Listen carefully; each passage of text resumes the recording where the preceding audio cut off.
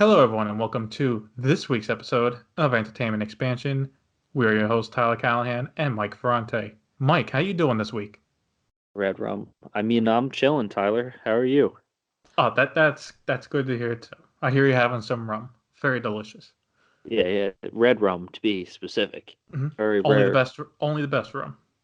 Yes, the red kind. So we have a little fish out of water movie here. We have a sequel to one of the most famous movies ever, one of the most famous horror movies ever, coming out after Halloween.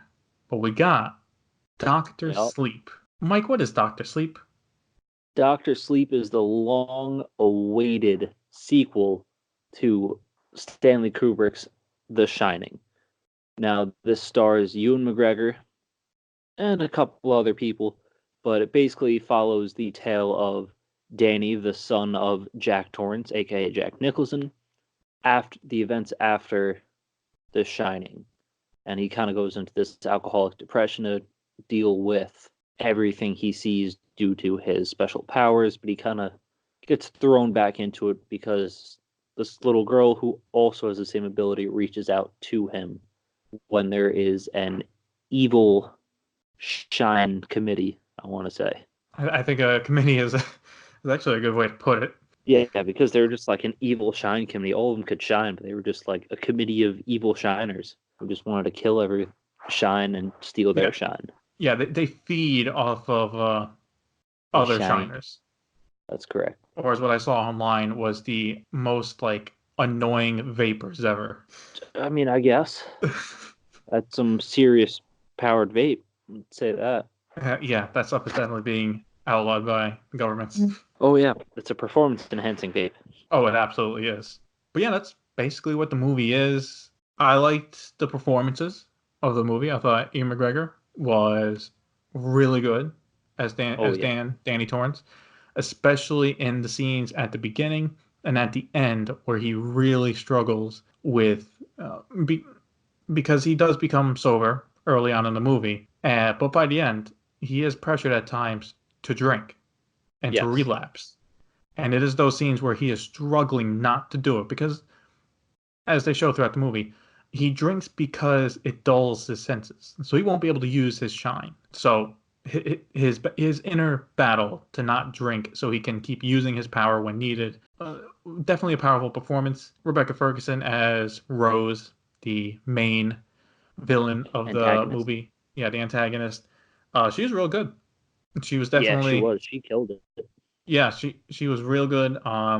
Definitely like she was a villain that like wasn't annoying. You knew what she was doing, why she was doing it, and at times she was cocky as well because when you lead a group of almost immortal people, you tend to Yep. be a bit cocky. And then the girl that plays the main girl, Abra Stone, I thought also delivered a great performance as well. Yeah, I'm Besides gonna that, have to agree with pretty much all that. I have quite a few issues with the movie the more I thought about it.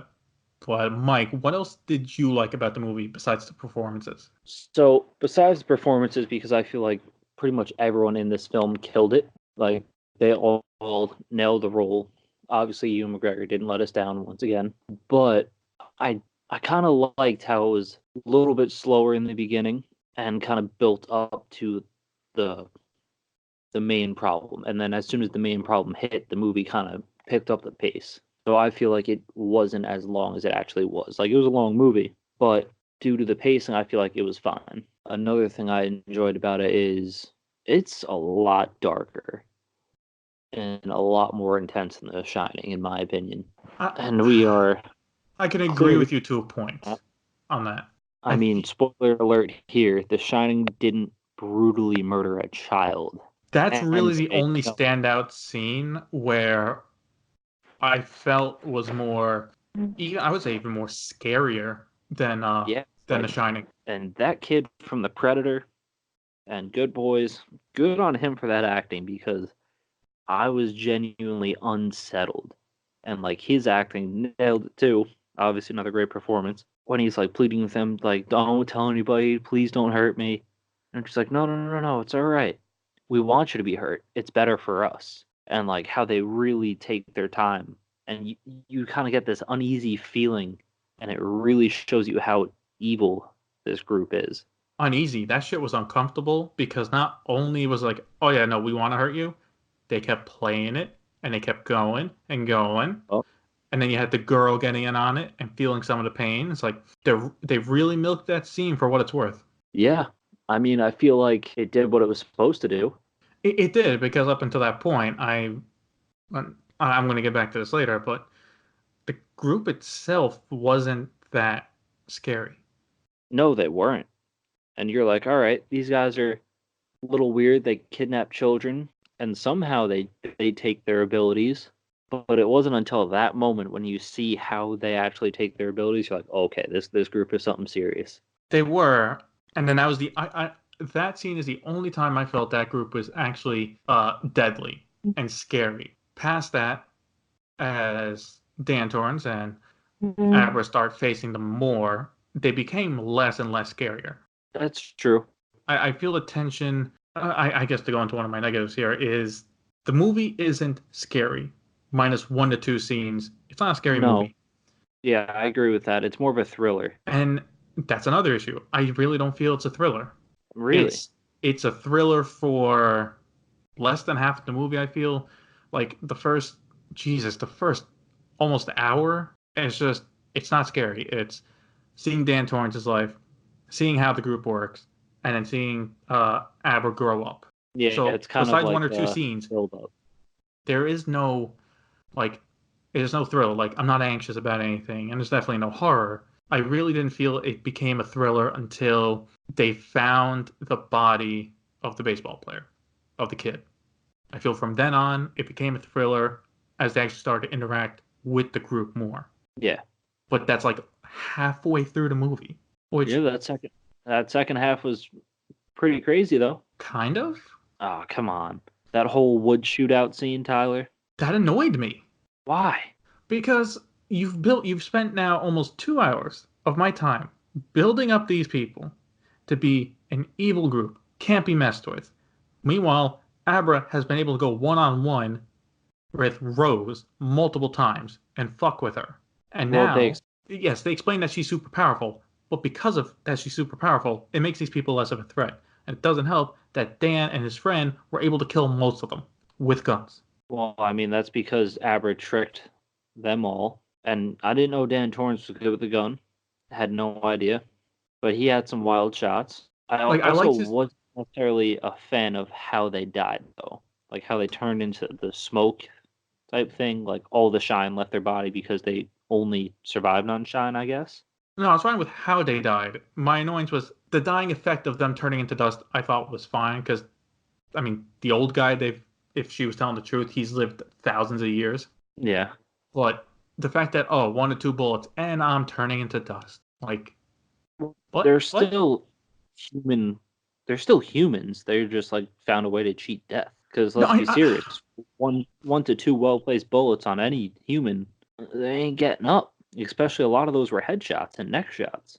I get it, but like the part of the reason I didn't find the group threatening was we didn't know what most of their powers were. You had Rose, who's just super powerful. You have the guy who's good at tricking people, and you have, I forget her name, but the blonde-haired girl. She was actually fucking powerful because she can persuade people, do her bidding, which I thought was okay. She is an actual threat, and you actually see that in the fight. Dan can push her back a bit because he is strong in the shine, but his friend has none, so he just obeys it immediately. I like that. But the rest of the people, I don't know what their powers are. So to just see him get shot down, it's like they weren't good enough. I guess they weren't that good. But who knows? Maybe in the book they didn't really focus too much on those characters. I didn't read the book. But, me either. Because how much longer would the movie be if we found out exactly what every single one of them, what their powers were able to do? Oh god, this movie was too long to start with. That's debatable. Like, I heard people say, the first act is a bit slow, but at times this movie really just dragged. Yeah. It really did. I felt like they were going to get to the hotel a lot sooner, but... I was really thinking, okay, I know the hotel's probably the third act. When are we getting there? And then we're there for like 20 minutes. Yeah, it was a rock solid 20 minutes, though, I'll tell you that. Oh, as soon as they get to the hotel, you see him remember stuff, you see him turn on the hotel and everything. From then on, I loved the movie. It was great. The minute he's walking through the place and all the lights are starting, it's like the hotel is coming back alive because it could sense his shine. Like that was And creepy. as they say, yeah, as they say, the hotel is like a feeding ground for people with the shine because it's an evil place. And they actually personified the hotel's evil in this movie, which I thought was very interesting. But like you said, like the hotel feeds on the shine. So yes, it turns on normally when he walks in. When the girl walks in, all the lights are 10 times brighter because of how powerful she is. Yes. And it's just small details like that. And just you go from one fight to the next, and It it flowed is very really good. well. It's really good. Like if the movie was 2 hours long, you cut off 30 minutes and you extend the hotel part of it, this really would have been a great movie. See, I still think it's a really good movie. That's where we differ because you got to look at all the positives. All the positives definitely outweigh the negatives. All the great performances we've gotten. Like going back to the whole Shining thing, there's a lot of great moments in the movie. And when the tension was built up, the tension was there. I think that's the main difference between Doctor Sleep and The Shining. They're both about 2.5 hours long. The Shining is slow, but it builds up to one event and it works. For Doctor Sleep, they build up to the group being powerful, scary. You ruin it with that shootout in the woods. So basically, by the time we get to the hotel, it's like, okay, we just need to kill Rose. And I thought, like, okay, she's gonna get new powers after smoking all those canisters. She really doesn't. Not really. Yeah, except for Like, the fact that it healed her. it's like, okay, cool. Like, you flip Dan around the stairs, just like how his father fell down the stairs. That's about it. You didn't get any new powers, so you're not, again, much of a threat. I feel Well, like, I think the whole point of the group was that she was the most powerful one. She was like the tracker, I guess. Right? That's what it was. yeah, yeah, it's insinuated she is the most powerful one. Yeah. I mean, even like the scenes where she's tracking the girl to find out where she is or find someone, I thought those scenes were done very nicely. Oh, I And it thought was those scenes were kind great. Her of, it was, flying around and like the CGI for yeah, that, I thought it was actually really well done. yeah, like it was good. It was weird because, and then you're like, wait a minute, she's having like this whole out of body experience, and it's kind of cool. I kind of like it, but what? I think for me is you're right. There are good things in this movie. The performances are good. The ending is great, and there are some good scenes in the middle of this. But the movie should have made the villain stronger, worth more of a threat, and it should have been shorter. Well, I feel like the villains were just a plot device to get to the house or the hotel. That's all they really were Which because they had no real threat then it shouldn't be two and a except half hours. If the end goal is just to get to the hotel to have your big yeah. finale, then make it shorter. Because most people watching this movie are here to see Dan and see the hotel again. Yeah, but then you're kind of not doing the story justice because where would you cut the time? I feel the main part where you could cut the time is the beginning of the movie. I feel if you sped up his arrival, you sped up him getting to having a life, a normal life, and sped up some of the group scenes, then I feel you could easily cut 15, 20 minutes out of this movie. Like, I definitely feel. Maybe because I feel like a lot of the scenes for Dan getting sober and not wanting to go back, they all work because it really shows you why he doesn't want to help her.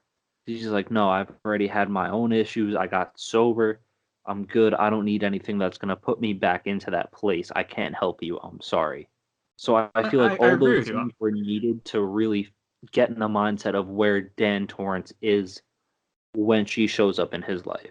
It's like I agree with you, but I also disagree with you. I agree with you. The scenes are important. It does develop his character. But if we're looking at this from a whole movie perspective, while the scenes are good themselves and the acting is also good and it serves a plot purpose, it just feels like this movie just Dragged on.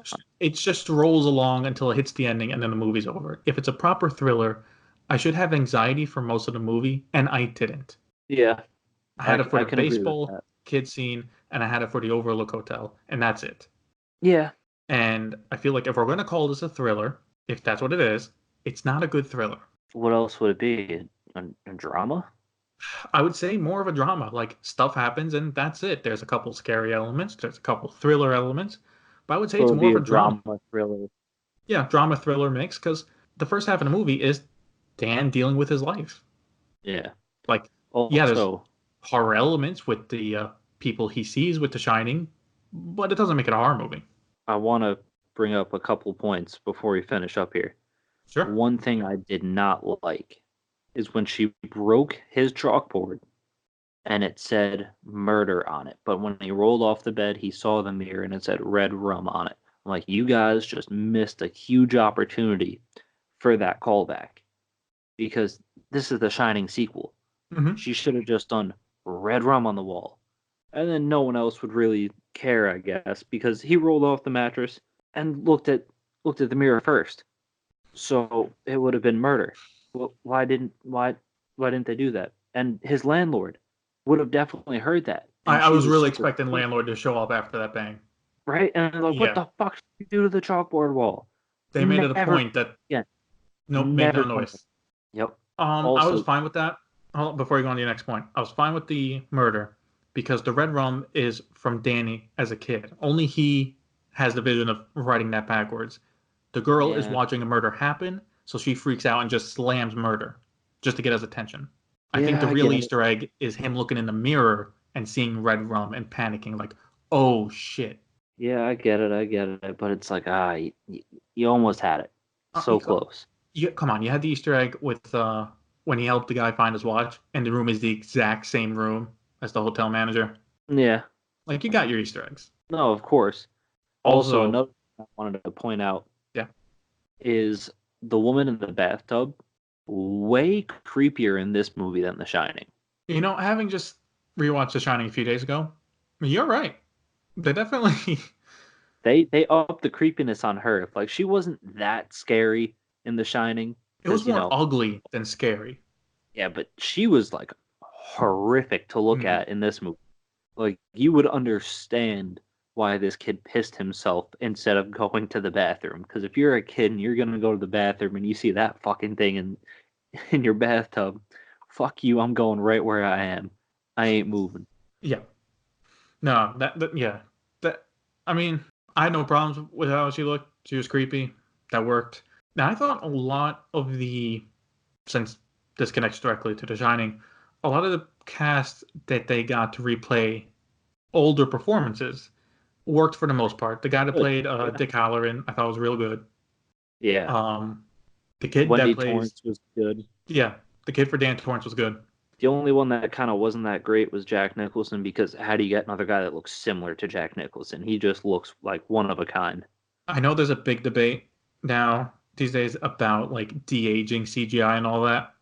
He's This too is far gone for that one. Too far gone for that one, bud. no. Just did what they did in Rogue One with the dead guy. Just get someone to stand there with the dots and just CGI Jack Nicholson's face on it. I mean, you could, but here's something to think about. Jack Nicholson was 40 years old when The Shining came out. Yeah, so he's almost 80. Yeah, he's old, man. That's what I'm saying. Just get a regular like 30, 40-year-old, put the dots on his face, CGI, Jack Torrance's face on it. I think it might have worked because that scene was powerful. But God, every time that I see the side face of Jack Torrance, I was like, it's Yeah, just not it just him. wasn't close enough. Like they tried with the hair and like the beard style. It's like Eyebrow. They tried with the eyebrows too. like the costume department did their work, but and look, the performance itself was fine. Like I don't want to shit on the actor, right? It's Yeah, just he that did he a doesn't look great like job, Jack Jack Nicholson. Nicholson, because no one else looks like fucking Jack Nicholson. I know. Jesus, Jack, have a kid or something. Have a son that looks like you. Throw us a bone here, man. Does he have no kids? I don't know. I don't know if I haven't really looked into his personal life, to be honest with you. Yeah, he's had too many liquor games to have a kid. But yeah, I think you're being a little bit too hard on the movie because I'm hearing you say you like a lot of things. I'm hearing you say you like a lot more things than you dislike. For me, this is a movie that'd be perfect that I would buy and I would watch selected scenes and that's it. This is not a movie I would sit down and watch again over and over. Well, yeah, no one's saying that, but would you watch The Shining over and over again? That movie's long as fuck too. I would watch that over and over again more than this one. Oof. Like if I had a choice to sit down, I have to rewatch fully one of these movies. I pick The Shining every time. See, I can't do it. I You pick can't. Doctor Sleep. Yep, because the original actor that got to play Wendy Torrance, Shelley Duvall, I can't stand watching her. She annoys the fuck out of me. Okay, I mean that Like she's just such understandable. an annoying character, and the way she plays it, she's just annoying. And in Doctor Sleep, they made her less annoying. Yeah, the actress they got for that character is also pretty good as well. Yeah, she was good, and she played the part, carried the proper mannerisms. I think that's what they nailed in this movie. The mannerisms of the characters they're bringing back and had recasted. So before we finish up, the ending, because I did look Yes. up the plot for the book, and this does differ from the book. In the book, Danny lives. Really? Danny Danny lives and actually spends more time with Abra at a birthday party and stuff. So there is a life past him. There's a life with him because apparently in the Shining book, the hotel already blew up. So the final battle still happens in Doctor Sleep at the hotel, but in the ruins of the hotel. But Okay. here, since we're following the Shining movie, that doesn't exactly happen. So this time the hotel blows up with Danny in it. Did you Well, he like was that gonna he die. died? I mean, I kind of thought it was gonna happen. Like the minute that she nicked his artery, I was like, yeah, he's gonna die. Like, there's gonna be no escape for him. So if we see him again, he's gonna be the ghost. See, I thought That the shocking thing was he was possessed. yes, I thought that was crazy. Because the Like first when time I he saw him running with the axe, I thought, is this just a vision Abra's having? oh, the house literally in put itself inside of him. The evil of the house took control of him, like the same way it did his father. True, but if that was his plan, or at least a backup plan, it does make me appreciate the character more.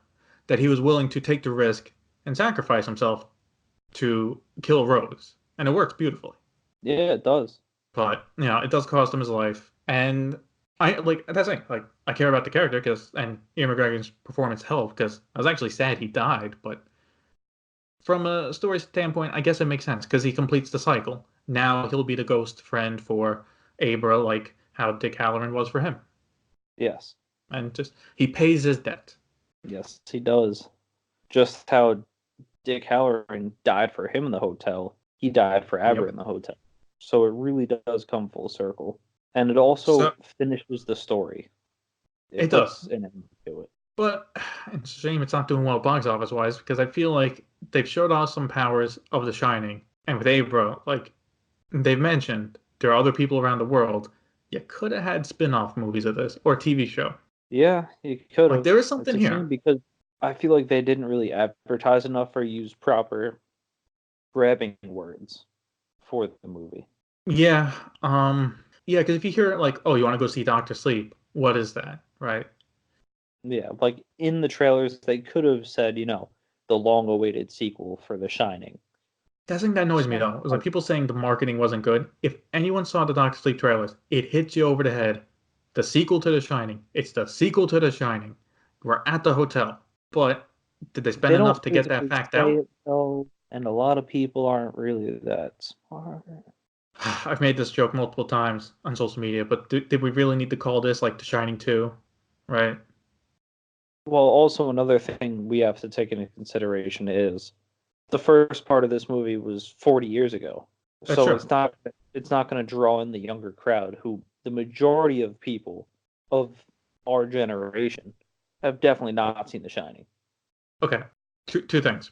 One, I do like what you're bringing up what I brought up to you a few days ago. How this is a Blade Runner situation, right? Yeah, First Blade Runner, very famous movie. People have heard of it, but but they never actually watched it. They yeah, know the and 20, whole "Here's Johnny" thing, but what else? They know nothing. yeah, they know here's Johnny. They know Jack Nicholson goes crazy with an axe, and like the twins, right? They know that, but yeah, what else? So Blade Runner 2049 had poor box office performance. This one looks to be the same.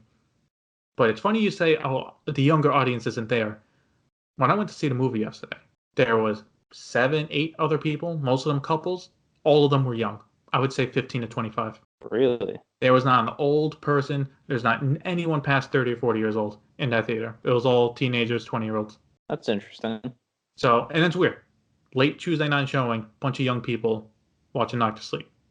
So I really think Well, it is just the marketing. They need to switch it because the young people showed up, because when I went and I apparently. saw it, it was mostly Like there were a few younger people there, but the majority of it, granted, I saw it in early screening. I think that's what influenced you because if you have older people that have been waiting for this, they will see the first showing they get. That's true. So if you saw an early special screening, they would probably try to see that first. Yep, it had something to do with like Fandango special or AMC Stub special, something like that. Yeah. But all in all, Tyler, would you recommend this movie? I think in the past few episodes we've all been yeses for everything we've done. I'm going to say no. Well, we've been yeses in certain extents, if To you a really certain think about extent, it. but Because we officially said if like you've seen, because it kind of goes back to what we've been saying a lot. If you, because we've been talking about a lot of franchise movies, funny enough. yeah, we have it. So if you've seen the other movie, I would recommend watching it because it's a nice end to the complete story, in my opinion. And if they haven't watched The Shining, what do you think?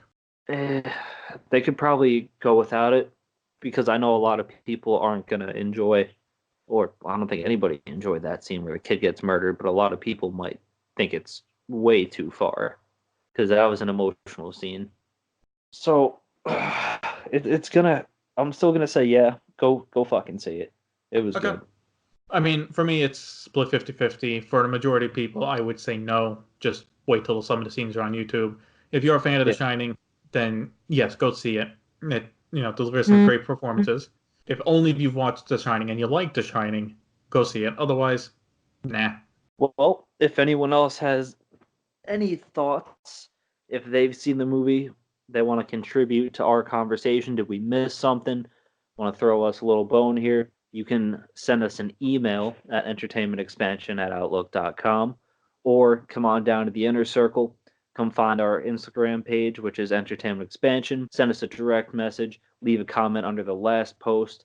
And last but not least, we also got a YouTube channel filled with tons of movie reviews, few game reviews. I think you're really going to like what we're putting out there. Come check it out. Yeah, I've been having a lot of good discussions lately with wide range of movies. And with the next few movies coming out over the next month or two, that'll probably just keep going. But I think we had a very good discussion here. I think this is one of the better ones we've had due to our different opinions. And I hope this continues on in the comments. Obviously, this movie it looks like going to be kind of divisive on if you like it or not. But that is it for this week's episode of Entertainment Expansion. Thank you for listening, and we'll see you next week.